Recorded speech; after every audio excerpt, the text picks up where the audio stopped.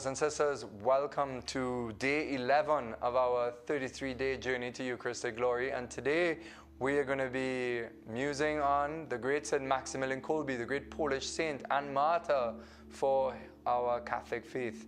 And today's theme is no love without sacrifice. You know, one of the great fruits of Holy Communion, of this bread of life, is that when we receive the Holy Eucharist, or we go to an adoration chapel, or we sit before the tabernacle and we really pray before the bread of life, Jesus is active through the Holy Eucharist. And so when we receive Jesus in the Holy Eucharist, there are many fruits that take place in our soul. But one of the great fruits is that, as St. Thomas Aquinas says, and we'll discuss him in the next day, is that it's a sacrament of charity, because when we receive the bread of life, it infuses love into our soul.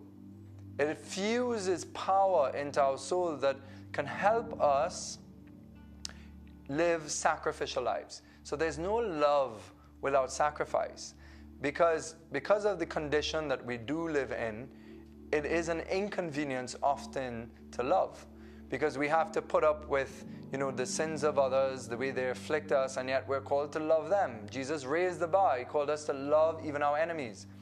You know, how many of us live with resentment, even at our family members, people that we live in our homes, that we might choose to be cold towards, that we wouldn't speak towards, maybe in the workplace. You know, our egos get the better at us, and that our pride is stung often by the harsh words of others or by the arrogance of others. And so these things fester, and it can create great rifts, and it can create anger. And, you know, there's so much love in Trinidad, but as we know, there is violence. There is violence in the homes. There's violence in our neighborhoods. There's gangs, you know, and we need to bring love into these situations. I remember a while back, before I entered the order, I was doing a prison ministry with the Living Water community, and I was struck by how much these prisoners felt loved by us strangers coming in there and being with them and teaching them about Jesus. And I remember seeing the impact it had on them. And that day I learned a very important lesson about not taking for granted that the love in our lives, and not taking for granted how some people are led to a lot of violence and anger and stuff because they've never been shown love. And this is one of the great impetus of our Catholic mission, is to love. And this is why Catholics and Christians across the world following the gospel have been doing this for centuries, by having hospitals, by teaching and educating, by you know, having services of all sorts to help the underprivileged and to provide the spiritual needs of others. But it takes great sacrifice. In order for our parishes to be built up, it takes sacrifice. Now, St. Maximilian Kolbe, his whole life was sacrificial. You know, during the time of the Nazi invasion into Poland, he put his life at risk. And in their monastery with a few others, they turned basically a hospital into a monastery. And Matthew Kelly talks about it in the book, to bring people to that place. And it was because of the Holy Eucharist. And Matthew Kelly says this, but St. Maximilian Kolbe witnessed to this. It was because of the Holy Eucharist, because of the adoration that happened in that monastery, that they were able to find the love to continue to risk their life, but also to serve the wounded.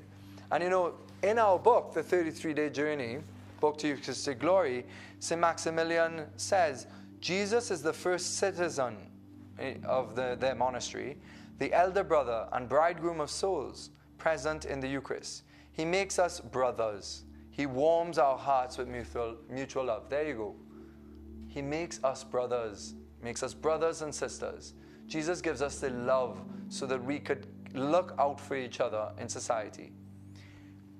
Another quote that St. Maximilian says is, Jesus, you come to me and unite yourself intimately to me in the form of nourishment.